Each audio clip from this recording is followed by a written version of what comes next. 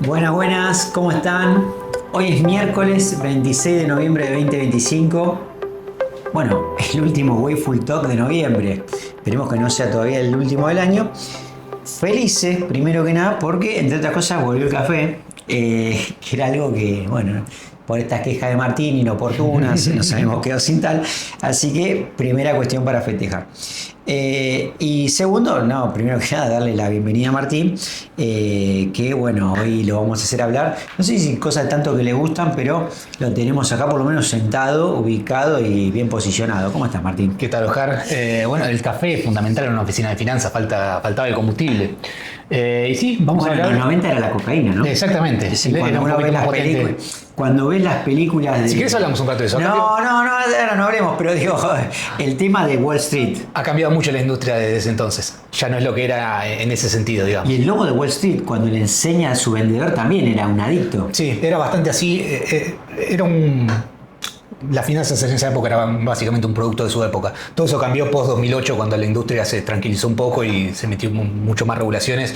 Ya hoy en día es una industria de señores y no de descontrol No, como era antes. y me imagino que los ETF habrán hecho su aporte. Sí, y más que nada yo te diría que las comisiones han bajado muchísimo.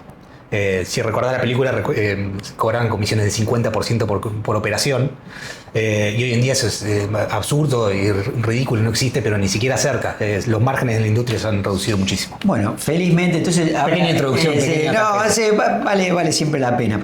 Bueno, primero que nada, venimos de unas semanitas movidas. Felizmente esta semana el tono del mercado fue un poco distinto.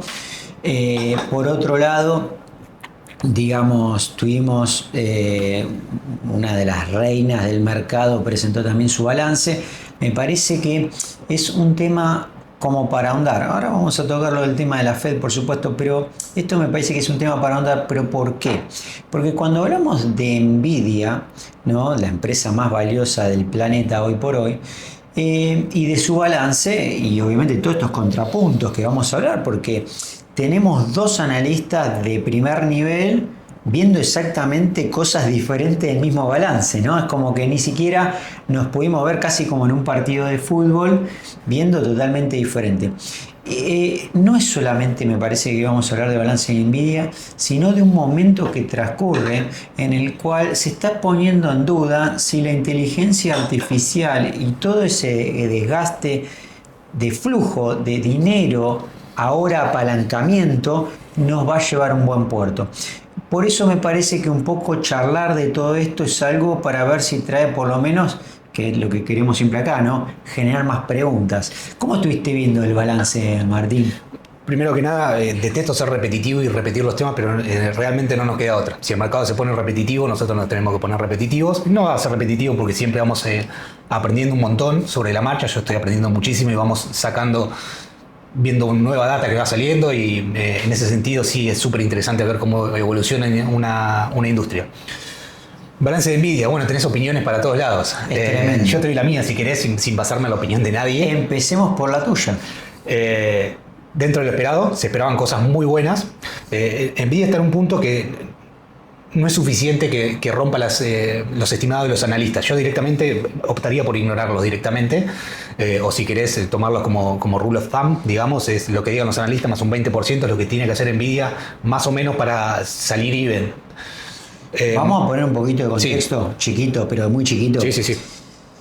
Cada 3 meses todas las empresas tienen que rendir cuenta a sus accionistas y lo hacen presentando balances. Alguna vez, creo que lo hemos charlado acá, en Europa es cada 6 meses, pero en Estados Unidos es cada 3. Fíjense la presión, porque pasa similar a los sistemas como nosotros tenemos democráticos en Argentina, en donde cada 2 años también el presidente tiene que rendir cuentas a su electorado. Acá esto se hace cada 3 meses. ¿Y esto qué significa? Que no es solamente que yo tengo que estar ocupándome de mi negocio, sino también de seduciendo a los inversionistas. No solamente eso, en el caso de Nvidia se ha transformado en una empresa tan pero tan grande que el propio CEO de la compañía, Hansen, salió la semana siguiente a la presentación del balance, a los 2 o 3 días, diciendo: si nosotros no presentamos un balance bueno, se viene todo abajo, se viene toda la economía abajo, somos perfectamente conscientes de eso. Entonces, por ahí, alguna de las cosas que se le critica es que quizás está tan presionado Nvidia por entregar unos resultados fabulosos trimestre a trimestre que puede estar haciendo no quiero usar la palabra irregularidades porque no cabe el término irregularidades, pero sí puede estar haciendo algunas... Algunas cuestiones misleading. Las normas contables GAP, Generally Accepted Accounting Practices, te dan lugar a que vos puedas hacer ciertas cosas para mostrar ciertas cosas en tu balance y dejar ciertas cosas afuera. Ahora te lo voy a preguntar porque justamente tengo muchas preguntas para hablar de esto, pero de alguna manera esto que dice Martín, en el mercado estaban todos diciendo, bueno, si sale bien el balance de Nvidia, salva un poco la baja en la que veníamos. De hecho fue así, salió Aftermarket, subió entre 5 y 7% por momentos al otro día, algo que al otro día no duró ni media rueda. Pero negativo, de hecho, sí. Claro, veníamos con un trend muy negativo en el mercado en el contexto general. Veníamos hablando acá de que empresas le empezaron a subir los credit default swaps de Oracle, por ejemplo. Entonces, esto era algo que estaba toda la presión puesta ahí. Ahora, en esa lógica, para tener presente en ese contexto de que todos esperamos de Nvidia, empezamos a ver esto de que no es menor, pero fíjense lo siguiente, no es solamente Martín que sale el balance sale, nadie lo puede ver previamente. No. ¿Sí? Estas son otras las características, es decir, todos nos enteramos en ese momento, salvo que alguien está haciendo trampa, es decir, alguien que haga inside information. Entonces, como tenemos, cada 3 meses presentan balance. Cuando salga el balance es público y se hace público para todos al mismo tiempo. Pero ¿qué pasa? Una persona como Martín o como yo nos tenemos que poner a ver el balance, nos va a llevar un tiempo. Sí. ¿Cómo es que reacciona tan rápido? Bueno, es que tenemos los algoritmos de por medio, que leen balances y que de alguna manera empiezan a operar de acuerdo a eso. Y eso también ensucia un poco las cosas. Te haré una salvedad. Los algoritmos estos, cuando sale un balance, no están reaccionando al balance, porque el balance sale en el 10Q, que sale el día siguiente recién. Claro, salen los headlines. Salen los headlines, que te dicen, en EPS le fue tanto, en revenue le fue tanto, ven más o menos, comparan ya con las expectativas y compran y venden inmediatamente. Cuando la gente más profesional se pone a abrir los balances, que son largos y tienen notas al pie y te lleva horas, muchas horas. La cuestión cambia. Sí. Entonces, esto es un poco lo que para que ustedes tengan todo este contexto a la hora de lo que vamos a hablar ahora y puedan ver con un poco mayor de profundidad un poco la problemática de todo esto. ¿Por qué? Y porque casi que la primera reacción del mercado, porque uno dice, che, ¿cómo salen los headlines tanto? ¿Y cómo reacciona el mercado? Bueno, pero hasta eso hoy parece ser todo, no digo ficticio, pero sí de alguna manera artificial, ¿no? Por justamente la inteligencia. Así que tenemos todos estos contrapuntos, un poco. Earning per share dio bien. Todo ese número te dio Ventas bien. dio bien. Ventas dio bien, revenue dio bien. Free cash flow dio bastante bien, no extraordinario, pero dio bastante bien. El número que hizo un poco de ruido, bueno, hubo dos que a mí me hicieron mucho ruido. El primero que lo vi es el nivel de inventarios. Esto es un temón. Fíjense, cuando yo tomo las primeras palabras del CEO, dice, mira, yo no doy abasto. Sí. La demanda es mucho más grande de lo que yo puedo producir.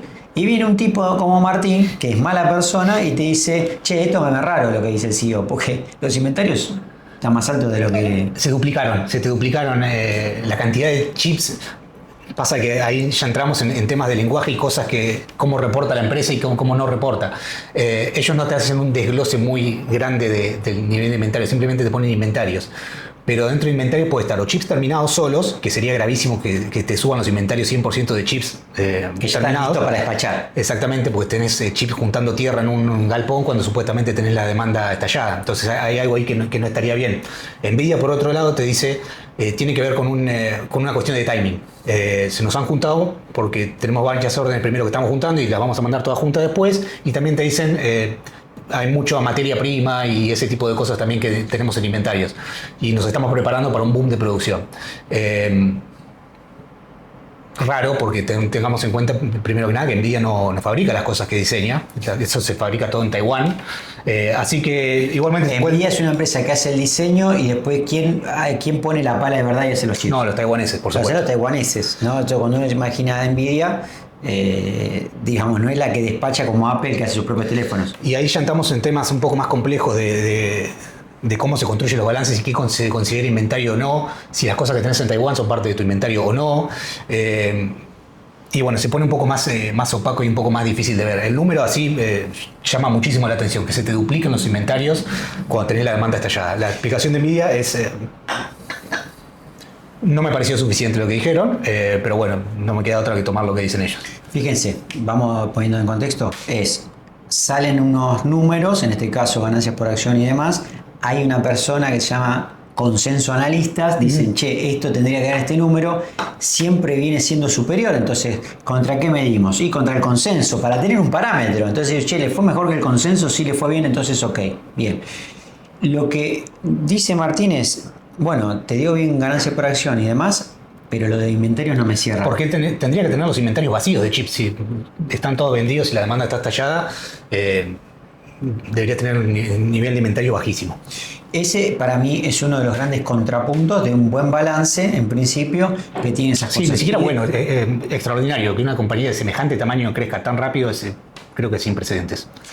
Eso es un tema no menor. Sí, las dos cosas son ciertas. Porque, digo, la acción vale muchísimo, pero después, esto no es gratis que valga mucho, porque después tiene que dar ganancias para equilibrar ese costo enorme que tengo por comprar la acción y que para mí como inversor sea redituable. Exactamente. ¿No? Entonces, cuando va creciendo la acción, no es gratis porque los CEO, todos aquellos operarios tienen que hacer que esa empresa sea más exitosa, gane más dinero por lo que produce. Sí, esa fue otra de las controversias enormes en las que se metió el doctor Burry.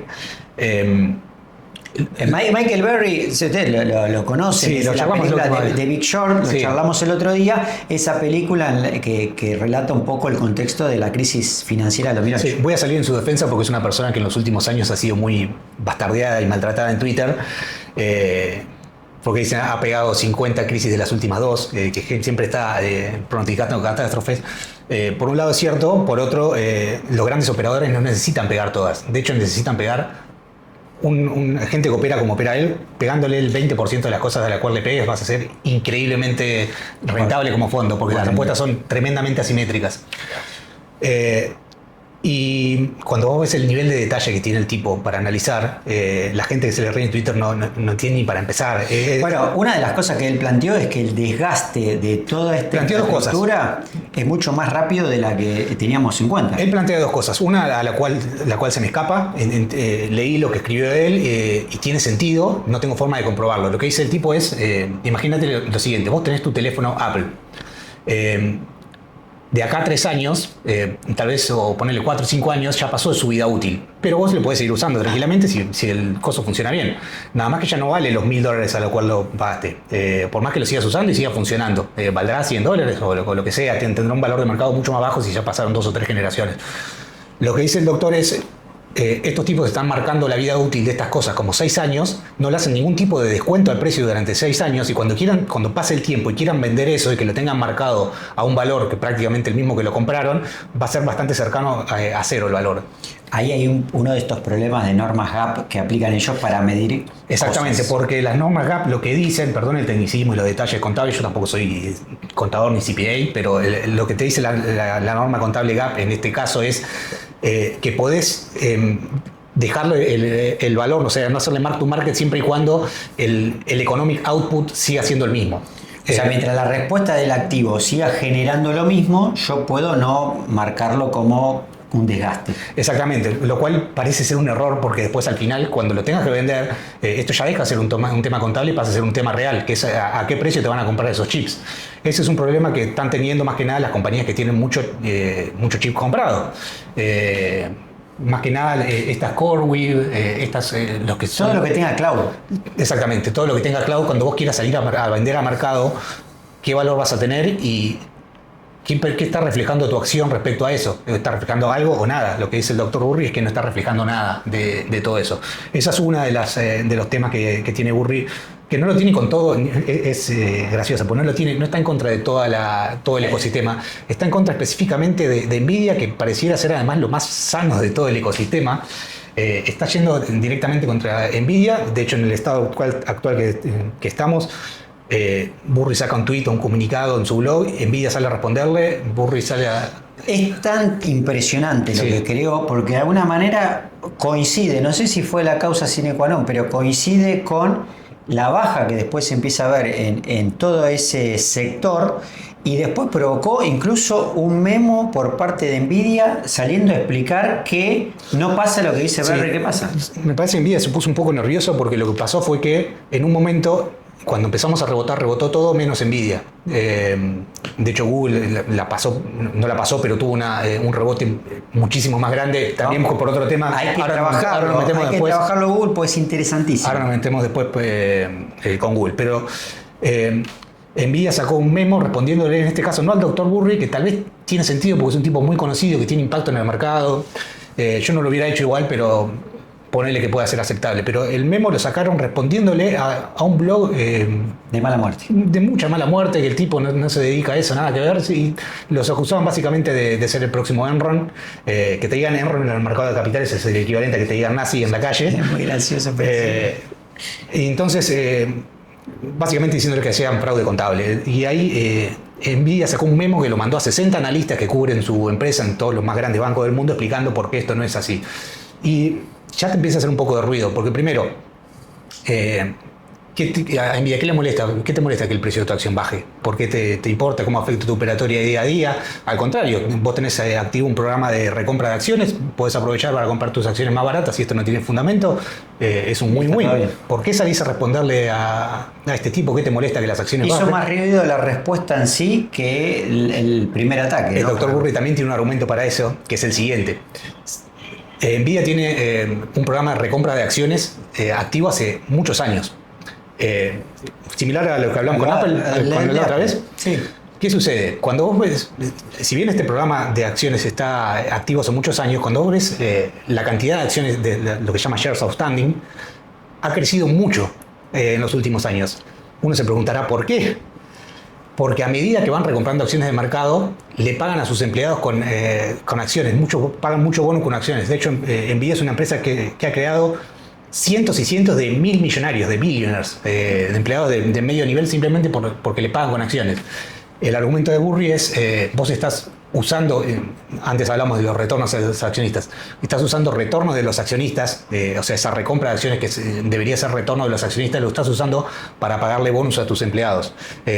O sea, el retorno por acción está siendo muchísimo menor porque tenés un programa ridículo de... Esto va en línea con lo que decimos antes. Primero nos apalancamos en que el accionista gane menos, pero tenga más esperanza de que va a ganar más. Después, por otro lado, esto que cuenta Martín, utilizamos los recursos del accionista. Entonces, es como que decir, estas empresas, como también nos pasó con el caso que habíamos mencionado acá, me pareció que también fue del ecosistema, ¿no? Cuando ChatGPT le dice a Oracle o una de estas empresas, le dice, che, te compro acciones, hacemos un acuerdo, ese acuerdo va a hacer que suban las acciones. Es decir, es como que se están especializando en cómo exprimirle esos valores intangibles a los accionistas, y creo que se están volviendo expertos en eso, ¿no? David Einhorn, que es un gestor de fondos muy conocido de hedge fund Greenland, para ilustrar esto usó una matemática que a mí me vino me lo dejó todo mucho más claro. Lo que dice es, por cada dólar que gasta el usuario final, o sea, que cada dólar que se paga de suscripción a ChatGPT, se generan $8 a lo largo de toda la cadena. Es muy increíble, pero es así. ¿Y de dónde está saliendo esa diferencia? En este momento lo están poniendo los hyperscalers. Esto es de alguna manera, me parece, como para plantearlo, por lo menos dejarlo sobre la mesa, digamos. Bueno, Barry también como que dejó el board, ¿no? En ese caso dejó su compañía, se hizo un costado. Se hizo un costado. Lo que dice el tipo, me parece sensato, es: yo no quiero volver a exponer a mis clientes a que pasen por esto. Así que no se corrió del mercado, ni mucho menos. Sigue invirtiendo con fondos propios que son muy, pero muy considerables. Sigue siendo un fondo de algo así como $1.000 millones. Es un fondo chico para lo que es la industria americana, pero para hacer un family office, que es en lo que se transforma ahora, es muy alto. Lo que dice el tipo es, primero, no quiero exponer a mis clientes y todo eso, y segundo, no quiero lidiar más con compliance. De alguna manera nos había dejado hasta hace poco Warren Buffett, ahora otro grande. Comentame lo de Google un cachito, porque me parece extraordinario, porque Nvidia era el único en el asunto. Google me parece que empieza a poner la cuchara. Cuando sos lo suficientemente rentable y tenés unos márgenes de ganancia tan absurdos, es cuestión de tiempo hasta que alguien venga por vos. No es cuestión de si va a pasar o no, es cuestión de cuándo, nada más. Ahora parece que viene nada más y nada menos que Google. A ver, esto es algo que los productos es básicamente una guerra de productos entre las placas de Nvidia que se llaman GPUs y las de Google que se llaman TPUs. Tienen usos distintos. Las de Nvidia son más de uso general, pueden hacer varios procesos al mismo tiempo, son muy buenos para el entrenamiento de la inteligencia artificial. Y los chips de Google se llaman ASICs. Para si hay alguien del mundo cripto, por ahí conoce el término. Si es uno del sistema, capaz que nos mata, pero el mundo cripto... Exactamente. ¿Te acordás que en su momento, muchos se acordarán, se podía minar Bitcoin en tu laptop, en una computadora cualquiera? En el 2011. Sí, un poquito más, duró un par de años. Pero básicamente eso, como con una placa de uso general podías usar algo muy específico. Después, ¿qué pasó? Se fue especializando todo y hoy en día se mina Bitcoin básicamente con un chip diseñado para minar Bitcoin que no sirve para otra cosa. Los TPU de Google son lo mismo. Son algo que es especializado y optimizado específicamente para inteligencia artificial, no sirve para otra cosa. Sí, pero yo que sirva para eso es un mercado enorme. Yo lo primero que pensé es, cuando vi la noticia, se acabó Nvidia, porque va a pasar lo mismo que con la minería de Bitcoin. Ya no va a ser eficiente hacer esto con algo general. Se va a mirar algo bien específico. Esto no es así, pero no es tan así. Lo que sucede es que esto no es como minería de Bitcoin, que es algo tan sencillo como adivinar. Tan sencillo. El proceso es sencillo. Es adivinar un número gigantesco, básicamente. Acá no. Acá necesitas hacer muchas cosas a la vez. Pero ¿qué pasa? Para lo que sí sirven y son muy buenos estos TPUs es para la parte de entrenamiento, que es la parte más por ahí un poco más pesada, que en su momento se decía que DeepSeek la había resuelto. Eso no terminó siendo así, pero tal vez los TPUs de Google sean la respuesta. Meta puso una orden gigante. Son complementarios, no es que lo va a reemplazar totalmente, pero sí parece que le quite un market share importante ya es suficiente. Sí. Otra cosa, esto no es algo nuevo, esto es una tecnología que Google viene usando en sus modelos hace años. Esto empezó porque en su momento, cuando sacaron la charla con Siri, como se llama, la de Apple. La de Google, perdón, tiene su propia... Gemini. Antes. No me acuerdo. Brad. Era el primero el que fracasó. Siempre le ponen nombre de mujer. Bueno, pero lo que te decía básicamente, lo que decían los tipos es que si todo el mundo usase eso durante 3 minutos por día, tendrían que duplicar la cantidad de servidores. Entonces lo que hicieron fue crear este chip especial para eso. ¿Qué pasa? Nunca lo pensaron para venderlo a escala. O sea, no es un producto que tengan listo para vender.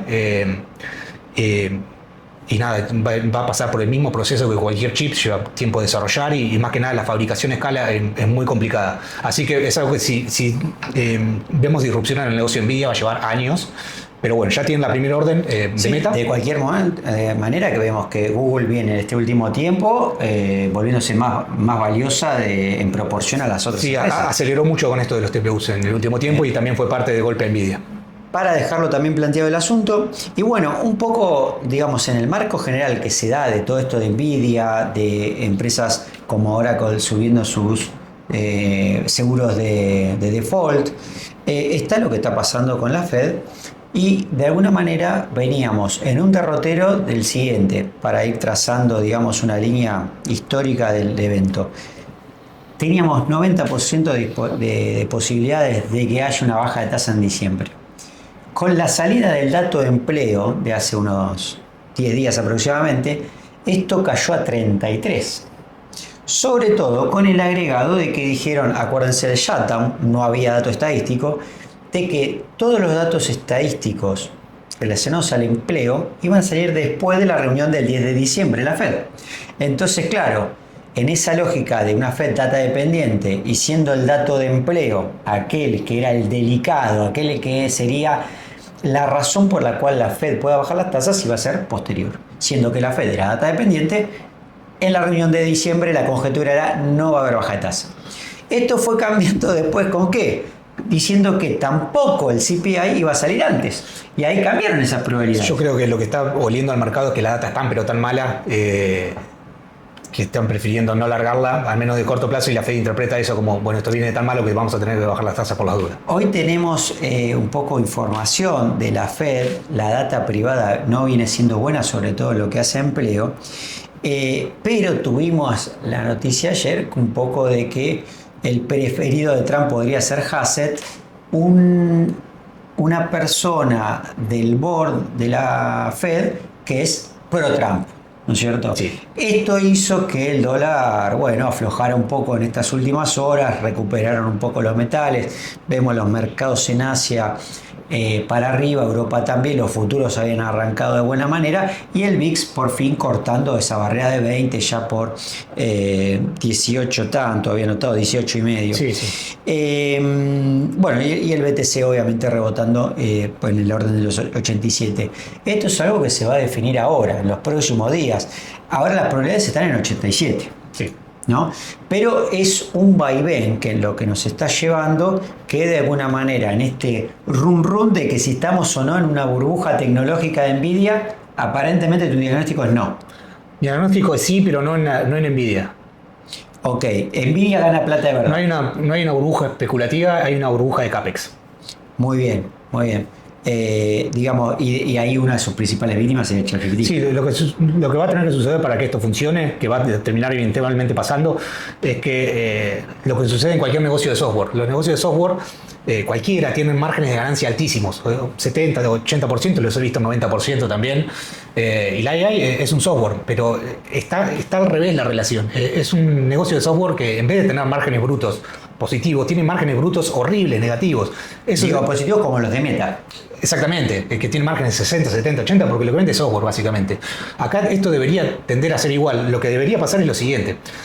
El margen de ganancia de OpenAI o lo que sea, yo no creo que sobreviva OpenAI, pero ponele, o quien sea su sucesor, tiene que tener márgenes de ganancia altos, y los márgenes de ganancia finitos tienen que estar en toda la parte de atrás, que es la que ahora está teniendo márgenes de ganancia altos. Chip making, data centers, todo eso debería tener márgenes de ganancia finitos, y el resto, márgenes de ganancia largos, como en cualquier negocio de software. Para aquellos que siguen Europa, tenemos ahora la discusión del presupuesto en Inglaterra, algo que es interesante por lo que es el mercado inglés. Tienen que hacer un recorte importante en el presupuesto porque es algo, una constante que vemos, déficit fiscal en los principales países. En lo geopolítico, Rusia y Ucrania, sin un avance por lo menos que se pueda ver claro, es como que las cuestiones fundamentales de cada una de las partes están lejos. Se arreglan los detalles pavadas, pero las cosas que hay que arreglar, las más complicadas, lejísimos por ahora. Y finalmente tampoco se dio ningún avance en lo que hace en las costas de Venezuela, ¿no? Siguen ahí pegando, sigue todo estacionado, parece que está corriendo el reloj. Trump pidió por un llamado y demás, me parece que es algo que no tiene. Yo les quiero dejar hasta acá esto tratado. Hoy hicimos el hincapié en Nvidia porque me parece que no es Nvidia, me parece que eso habla de todo un sector. Sí. ¿No? Sí, absolutamente. Me parecía que valía un poco la charla, lo de Google no me parece menor. Dejarles para lo que viene que las mejores energías para lo que resta de la semana. Acuérdense, mañana tenemos feriado por Día de Acción de Gracias en Bonos Mediodía. Es Bonos Mediodía, feriado de acciones completo. Equity completamente cerrado. Y el viernes es media rueda en acciones y bonos entero. Al revés. A tener en cuenta que ya hoy van a haber volumen bajo, con lo que quiero decir. Claro, porque ya hoy allá se empezaron a tomar viajando, sí. Entonces, para tener en cuenta que lo que veamos hoy, mañana y pasado va a reflejar no de buena manera, porque al ser volumen de operaciones bajos, menor liquidez, los precios uno debería mirarlos con un poquito más de desconfianza. Lo mejor para lo que viene, un gran abrazo y nos vemos en diciembre.